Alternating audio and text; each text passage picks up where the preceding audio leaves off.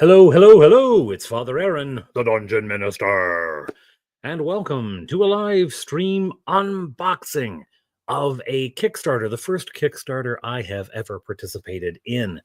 This is the first time I ever did one, and it was for Kawwood Publishing, Kawwood Publishing, out of, they're in BC, here in Canada. And they have done a number of books that I just purchased outright for the boys and that they got for Christmas presents and things like that.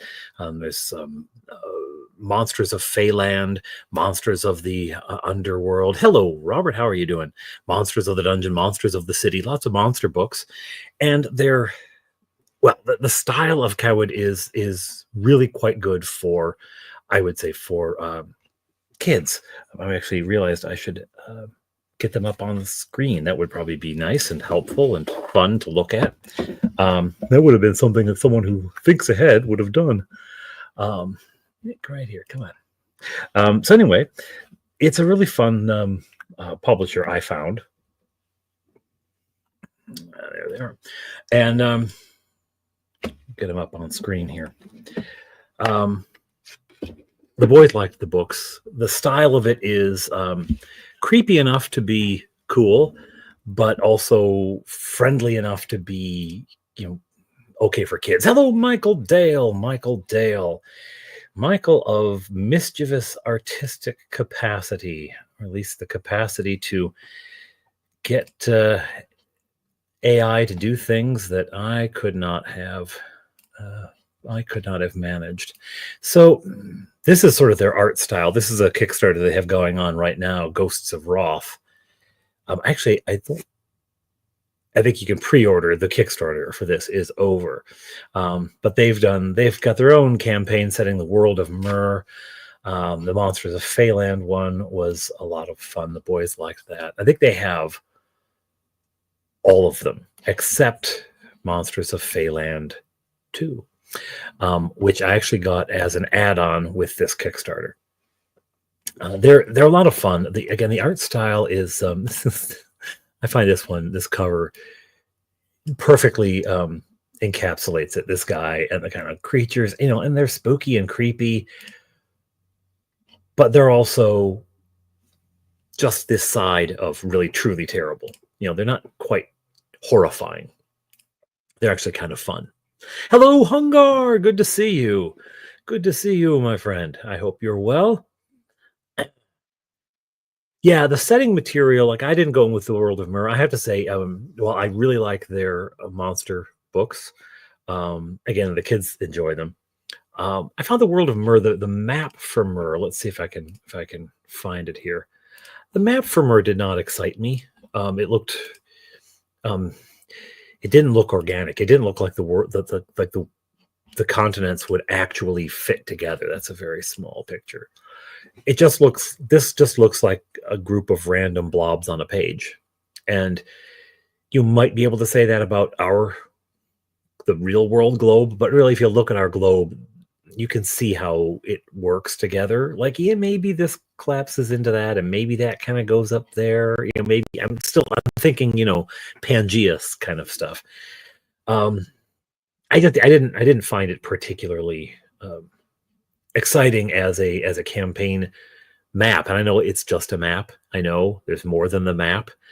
There's much more to a campaign setting than the map, but just that didn't excite me. And plus, I homebrew, so I've got my own campaign setting. And the boys, when they do things, they either use pre-existing ones or they homebrew their own.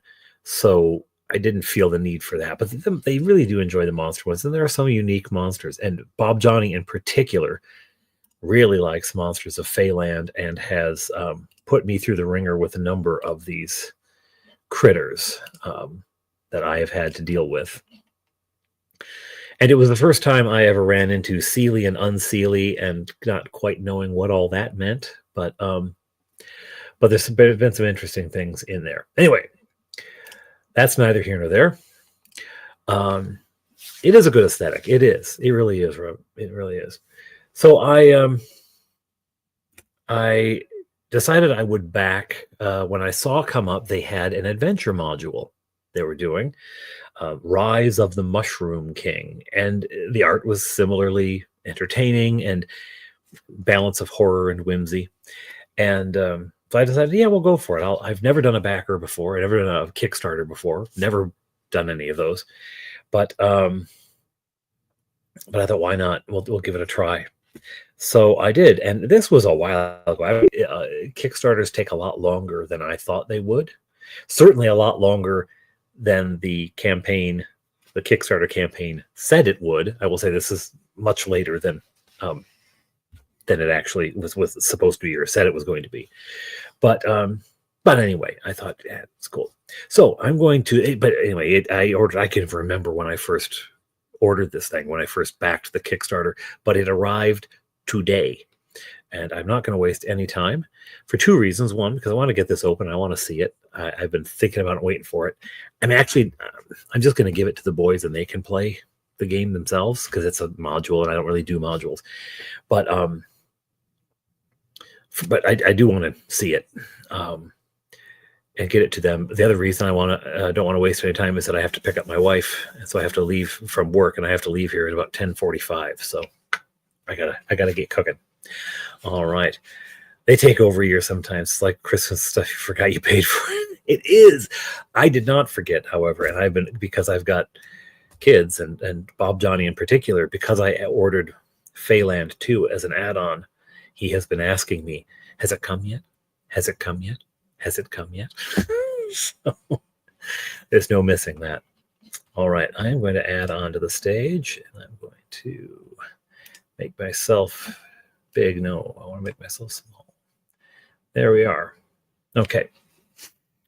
So I wish I could get the camera on the other side so that I would be looking toward it. That annoys me. And you can't change it. The layout doesn't work. The small guy has to be over here. I'm pretty sure if I do this. No. Anyway.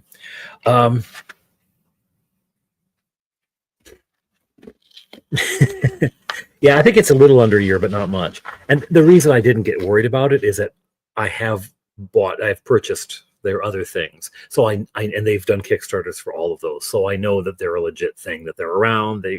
I wasn't worried that they wouldn't get it to me.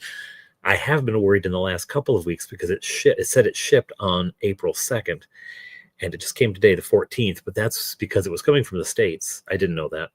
And but I kept seeing on the local Telencell, the Facebook Telencell for our community, that people's mail was going missing, and it was being put in the wrong.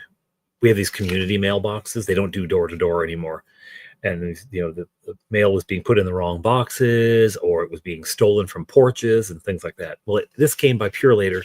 The driver put it between the two doors. Who does that anymore? I mean, that's courtesy. That's courtesy. I did back a book that I got in a matter of months. Wow. Hello, Tibble Tabletop. Tibble Tabletop. I like that. All right. Okay. So we are opening. And so on top we have Monsters of Feyland 2. This one, I'm not going to look too closely in it. I will flip through it because people want to see this stuff, right? That's kind of the point of watching an unboxing. I should have the camera. You know what? I'll just do this. That way also I won't be able to read the stats as easily because Bob Johnny never wants me to see anything ahead of time. The general. I don't know the general for who. Just generally a general. So there's some neat kind of map. That's a pretty cool wraith. It's a pretty good wraith. Got a fawn, which is good.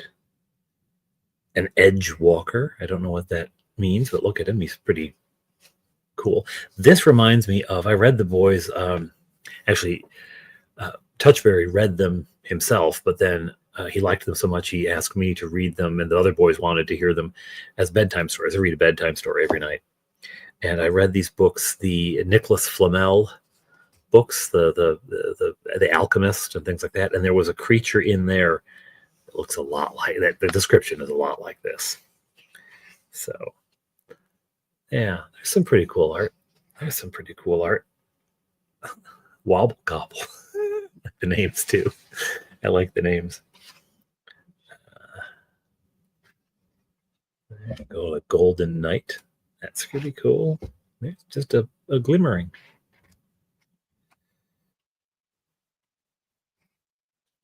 Yeah, it's sort of comic book meets meets monster manual kind of.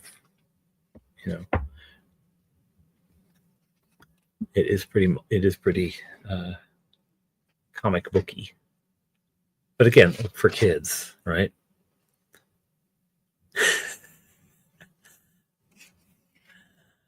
Boris Fayot illustrated a kid's book that his wife wrote. That's fabulous. That's fabulous. Yes, yes, 2000s. You're right. Absolutely right. But it's fun. I'm afraid this camera is not that. It's the camera on my phone. It should be better than this. It should be better than this. I can't get it to focus any better though. I think it's trying to find a face. It's trying to find a person. It thinks I'm. Oh, now it focuses because that looks like me, apparently. Do I look like that? Yeah, and the stat blocks are designed for 5e because that's obviously the primary edition out now. But they also include a conversion tables, and they're not hard. Conversion tables to convert to OSE, Pathfinder, things like that. So even though it's designed with 5e in mind, it is really system agnostic, and you can easily swap it out for BECMI. In fact, when Bob Johnny runs the one-on-one game we do, the Balin game, it's the name of my character. It's sort of a 5e BECMI mashup, something like what Battle and Barrel runs. And their maps are nice. They're sort of isometric. They're 3D kind of effect on the maps are pretty nice. So it looks like they have regions in here. Yeah, some of the art is full page. They do not skimp on the artwork. I'm going to say that right now. They're very good with the art. Everything's pretty well illustrated, and then there's plenty of visual grab. And again, if you're looking at younger DMs and players, this is really gonna grab them. But adults too. I mean, it's not so childish that it's not. Let me put it this way: it's not a pastel beholder making goo eyes at you. I'm looking at you, WotC. So it's better than that. Actually, I don't know if that was WotC. That may have been some third party publisher, but it was awful. You know what I'm talking about? That sort of pastel beholder that looks cute, and you're like, no, they're not cute. They're horrifying. They're horrifying. So this at least is it's not that kind of kid like. This is pretty cool. That's pretty cool. You got a little sprite or fairy or some kind of character there. Ooh, nice.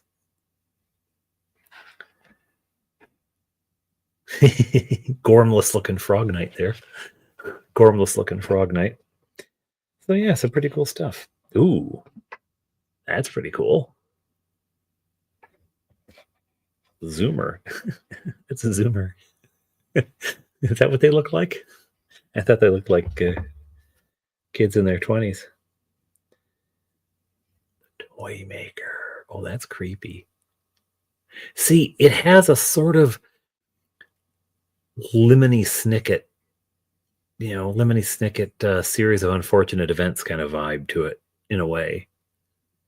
Like it's funny, but it's also not. That beholder, I think it was in the consent pages for the 5.56 rules. Well, there it is. Shadow Man.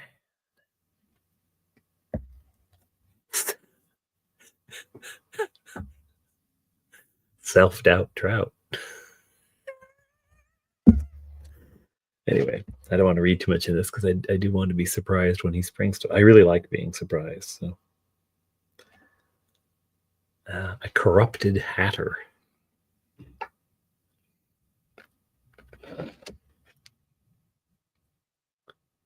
To help prompt imagination instead of being realism. Well, yeah. Anyway, so that's the Monsters of the Feywild 2. Pretty cool looking. That's a pretty creepy back cover. I mean, again, for kids, even for adults, that's pretty creepy looking. That's pretty creepy looking. The Well of Dreams. Monster of Feyland 2, The Well of Dreams. Cool. Okay. Now to the main event. Rise of the Mushroom King. So I've been looking forward to this because it is such an interesting concept. These sort of myconid, mobile mushrooms. And there's a king of them, apparently. So it is set in the world of Myrrh, is where they place it. But it says in there that you just put it anywhere you want to. Just because it says World of Myrrh, you don't have to. You can do it anywhere. So we've got more illustrations tend to be black and white in here mostly, which I kind of like. It has an old school vibe to it.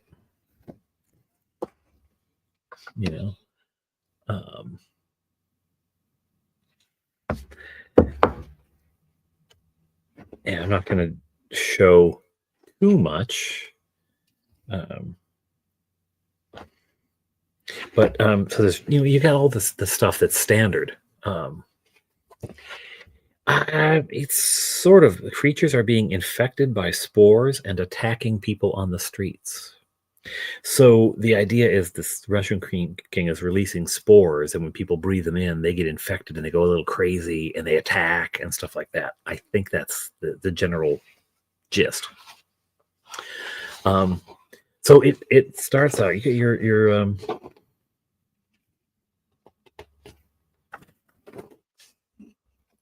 the creators, your table of contents. You've got, it starts out with this this prophecy, and then an overview of the thing. An overview of what's going on, the terms that are used. Notes about new magic items, new monsters, etc. Some game master advice. And one of the things that's cool about these is they seem to be consistently, at least this one and the other ones I've backed, because I've backed a couple more, they design them with a low-level, mid-level, and high-level alternative, so you can easily swap among the stats. You don't have to, grind it out yourself to make it harder or easier. It's all like just boom, boom, boom. So if you've got a low-level group and you want to take them through this, you don't have to wait till there's such and such a level to go through. It scales up and down pretty easily.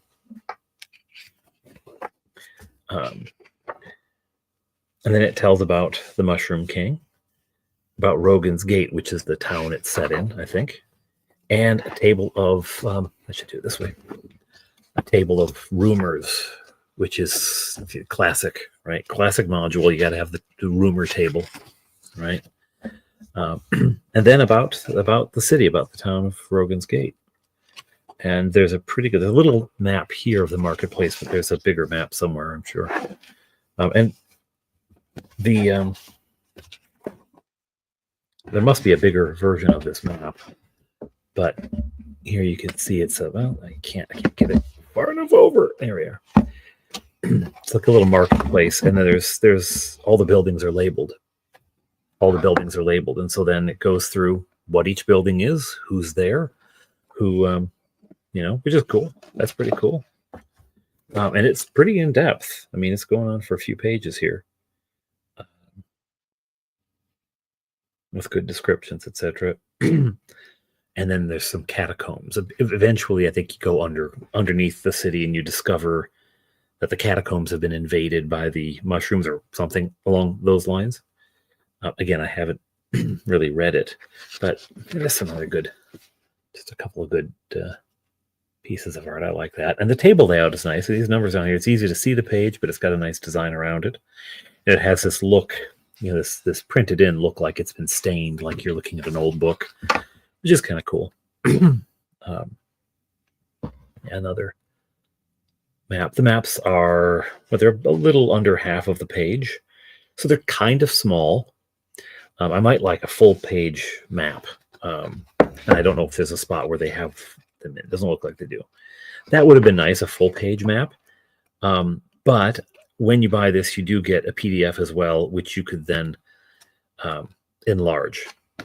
Right? You could just take this page and do a capture, snap that picture, and pop it into a Microsoft Paint or whatever, and blow it up. If you wanted to get more detail. Ooh, that's pretty creepy. That's pretty cool. Yeah. So it looks like it's in terms of its design, it's pretty standard module stuff, right? In terms of its design, it's pretty standard. So you'd be able to, if you know modules, hello, Christopher. If you know modules, you'd be able to navigate this pretty easily. Yeah, there's the underground. Yeah, more underworld. Yeah, the maps are a little small. So the only thing I would say is the maps are a bit small. I wish they were full page. It's not a deal breaker because, again, you get the PDF, so you could print it off whatever size you could print it off onto 30, 11 by 17 sheets if you really wanted to. It's a little small. It would have been nice if they'd been full page maps.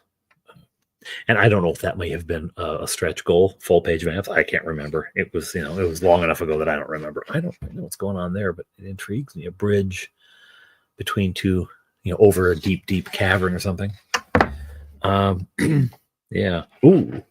I said I wasn't going to show all the art, but I ended up showing a lot of this. It's really good stuff. It's good stuff. And then it gets into monsters and NPCs and stuff. They go, you get into the people you're running into, good, bad, and ugly. It's a pretty healthy section of this is monsters. And then some options on the monsters. I don't know exactly what that involves, but then you get into new spells, which is cool. New spells, new magic items. And then the Lantern of Virtue Signaling. It appears as an ornate red lantern adorned with carvings of handsome gods and beautiful goddesses. If this lantern is lit, a bright golden light will shine in a radius of 60 feet. Any fiends and undead within a mile will be drawn to this item when lit. That's funny. So then there's effects tables for the spores and 2d20. D percentage encounter tables, monsters for the city streets. Yeah, I mean, it's catacombs, monster list. It's really, really quite thorough, I'll say. Yeah. Now, this is not a. I bought this. There was not. It's not. I'm not being. I wasn't given this. I wasn't paid to review it or anything like that. It is entirely my own impressions of something that I purchased. The only argument I would have on it is that I think the maps should be full page. Other than that, it looks good. It looks great. It's a nice feeling book.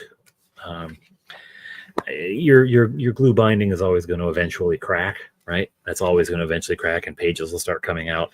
But by then, you've probably played it a couple times. So, so you probably don't need at that point, you probably don't need to worry. Hey, there you go. Jay Taylor, Tyler learned what a palisade is. It comes from the Latin for a pole. What it comes from. A long piece of wood, not someone from Poland. That the Latins, that a different word for that. But yeah, Yeah, it's a palisade wall. And I think I don't know if it's actually included in the strict definition that they be sharpened stakes. I don't know that it is, because it really just means pole, right? Um, and I thought about sharpening mine, and I was like, yeah, I don't want to. I just didn't want to. I was like, yeah, it's not a big deal. Anyway, so that finally came. That's pretty cool. That's pretty cool. I do. First of all, if you have kids in the game, or even if it's for yourself, adults, I would recommend Cowwood Publishing. And again, I don't know how to say it. Cowwood. Wood. I don't know how it's said, but I would recommend their stuff. It is pretty good. We've enjoyed all of the stuff that we've gotten from them. You're waiting on. Did you get the same one? Did you get the Mushroom King Orc Child? I was raised a poor orc child. I gotta ask. I can't remember if I've asked you this before. I was raised. Is that a Steve Martin the Jerk reference?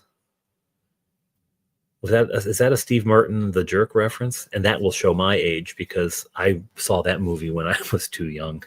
I shouldn't have watched that movie at the age I watched it. I learned all about special purposes before I ought to have. Considering the scale, I don't think you need to sharpen. Yeah, Robert. I mean, that's the sort of the style that go. Although actually, the Mott and Bailey is what inspired it, right? You know, the Mott up on the big Mott, and the Bailey down below. The wooden, all made out of wood. Eventually, sometimes the castle part, the Mott, they'll be topped by a stone keep, and they'd still have the wall, because that's a lot of stone to make a curtain wall. That's a lot of stone. So that would be probably about the last thing to go from wood to stone. It is. Oh, that's so good. First of all, I'm glad that that's the reference, and second of all, I'm glad that I picked it up. That movie was it's such an awful funny movie. The whole thing with the glasses and the eyes and the cat juggling. I've heard about this cat juggling. All I need is this paddle game. All I need is this thermos. That's all I need. I don't need anything else except this remote control. Walking down the street with all this garbage. It's a brilliant, brilliant film. Yeah, he hates these cans. So same that you picked up on that, or same that you also ordered it? Well, I just got mine today, and you can go on Backer Kit to the survey and check your order, and it'll tell you when it shipped, and depending on where you live, how long it might take. It is coming from Tennessee, I gather, from the box. I believe it said Tennessee.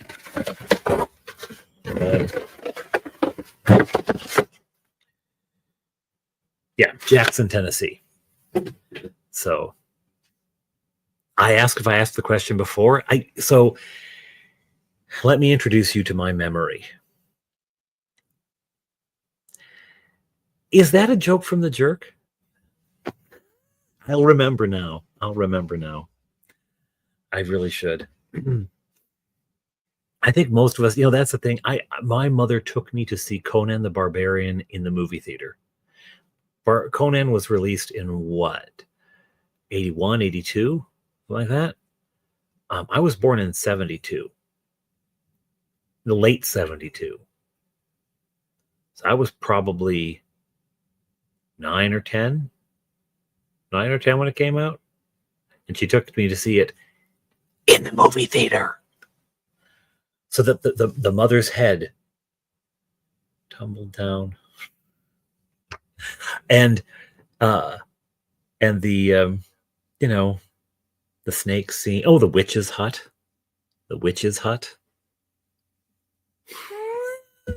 51, 52 here. So okay, so poor Arcchild, you're a little older.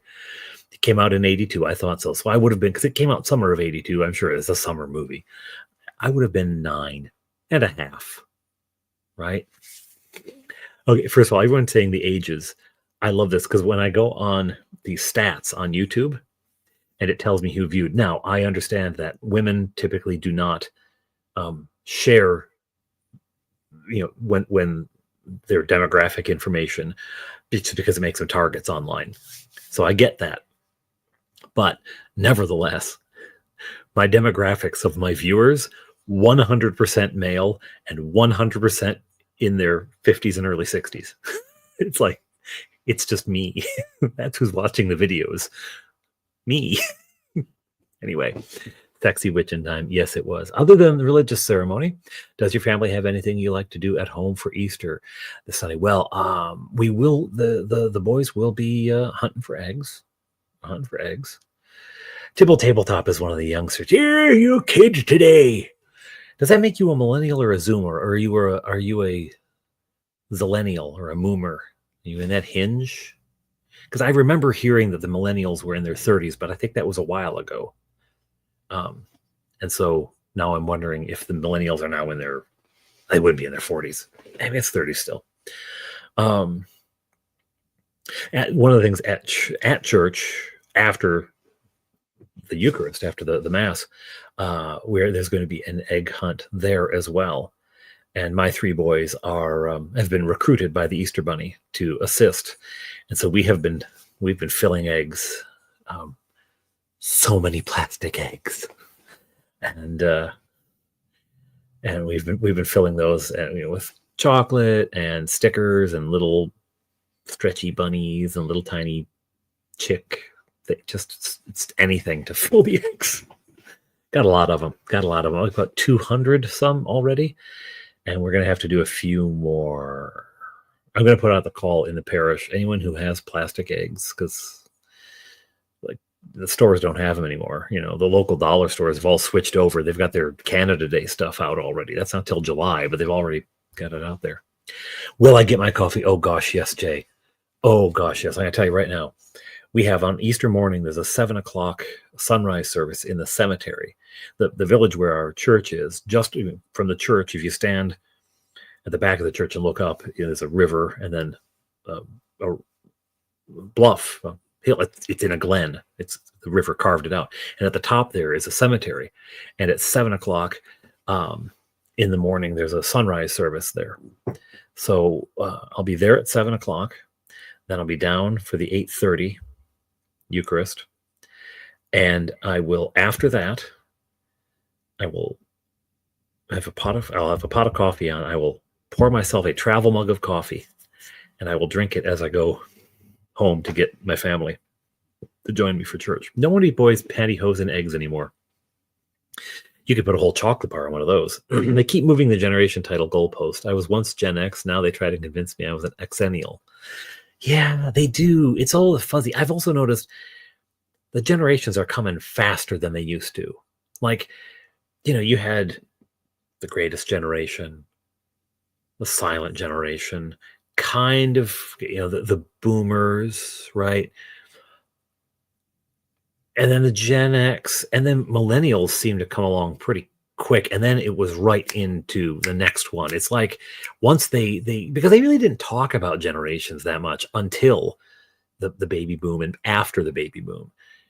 And like once they've got the toy, they want to play with it. So they keep naming new generations, right? I mean, apparently my kids, actually Fleetwood is technically by birth, he'd be a Zoomer, but by his life experience, he's an Alpha, right? I mean, he'd be at the very end of Zoomer, the very beginning of Alpha, but he'd be Alpha. And I got to tell you, Alpha is a nightmare. I'm sure our parents said this about us, but their slang is the stupidest drivel I've ever heard come pouring out of the mouth hole of a human being. It's drippy ice. That's drippy ice. No cap. Like, oh, shut up. Just shut up. Yeah. I hope when they grow up that their children say the stupidest things, but I'm looking at that generation, I don't know if they're going to have children. I don't think they're going to procreate anymore. It's going to be up to us Gen X to just keep carrying the torch. You're the end of the boomers. Boomers End sounds like a little village in the Midlands of England. Or welcome to Boomers End. Oh yeah, we've got lots of local people here who want to talk to you. I don't know why I sound like I'm from Minnesota when I'm supposed to be in England. Welcome to Boomer's End. Now I'm in Ireland. Welcome to Boomer's End. Oh well. Hanging out with the Xers. We're the coolest ones. You got your Medicare. Jay, my heavens. Somebody get Jay a walker. Somebody get Jay a walker. Elementary school teacher. The kid's got the weirdest sense of humor. Brain rot. And really, it is. It comes from this ridiculously short attention span generated by shorts and TikTok and whatnot, and a language that is facile. That would be the word for it. It's very strange stuff. I watched a video of this girl, and she kept saying "Anayoop, Anayoop," and I don't know what the hell Anayoop, Anayoop, Anayoop. What are you talking about? Anyway, get Ohio Rizzler. Shoe on Head said that was cool, and Shoe on Head is already old. Youngest of 4 kids, that puts me firmly into the boomer zone. Highway to the boomer zone. 92 and 95. Well, that is, and they're still with you. That is a good long life. That is a gift. That's a gift. My mother, I have to do the math. I have to do the math to figure out how old I am too. I have to say, okay, 72. And then once I passed the millennia break, and you got, like, that makes the math harder. Like, oh, how old am I again? But my mother had me when she was 19. So she's 71. 70. Yeah, 71. Yeah. So that's what, like, when that generation, like, yeah, you had kids. You got married in your, late teens, early 20s, and you started having kids. So there it was. They get to live well, and then we do. The Xers, we waited, and the millennials waited to have their kids, and so, my mother's lucky she got to see grandkids. She'll never see great grandkids. Not if this continues. Not if this keeps up. Till 24. Yeah, there it is. There it is. Well, I guess I got married at 22, but then divorced. It was a dumb marriage. I got married to somebody, like, we were both in university. We hadn't finished baking yet. It's still gooey and soft on the inside, and so we didn't really know who we were, and so we didn't really know who would be a good person to be with, and yeah, it wasn't a great idea. Your oldest daughter is almost 21. Wow. Speaking of walkers, get Orc Child a walker for, man, 21. I feel old because Fleetwood is 15, right? I feel once Bob Johnny turned 10 and I had all 3 were in double digits, then I really felt old. I felt old. Anyway, speaking of feeling old, it is getting on, and I do have to pick up my wife. I have a hard stop for this in a couple minutes because I gotta drive one town over to pick her up from work and drive her back. We only have one car, so but I will reiterate, Kitewood Publishers in general. This is a hefty tome. You can't see anything there. No, The Monsters of Feyland 2. That's a hefty tome, and is pretty good. It's a pretty good. And Rise of the Mushroom King looks quality. I think it's a solid one. It looks fun, creepy, goofy. Yeah, so it's all good. The D word in a weird place religiously with the told verse. Yeah, it is supposed to be. Yeah, and I will on that term I will beg, having been an atheist at the time, both going in and coming out. I don't think I would have gone in as quickly or easily if we'd actually done serious thought ahead of time. I don't know. Maybe I would have. Stupid is stupid whether you go to church or not, right? And that's me. But yeah, I appreciate you being here, Tipple Tabletop. Yes, Robert. I mean, that's my second time around was much better, far better, and kids this time, so that helps. Anyway, you mentioned the heathens, and the mage appears and drives out the dungeon minister because I do have to go pick up my wife. Anyway, you have a good night, everyone. I will see you on the flip side. There's probably short coming out tomorrow. I have to do one, but they don't take long because they're short. And yeah, it's going to be all cool. And more stuff later on. There won't be a recap video this Sunday. It's Easter, taking this week off, but I'll be back on it next week. Anyway, I gotta go. Have a good night, everybody. Ciao. Thanks for stopping by.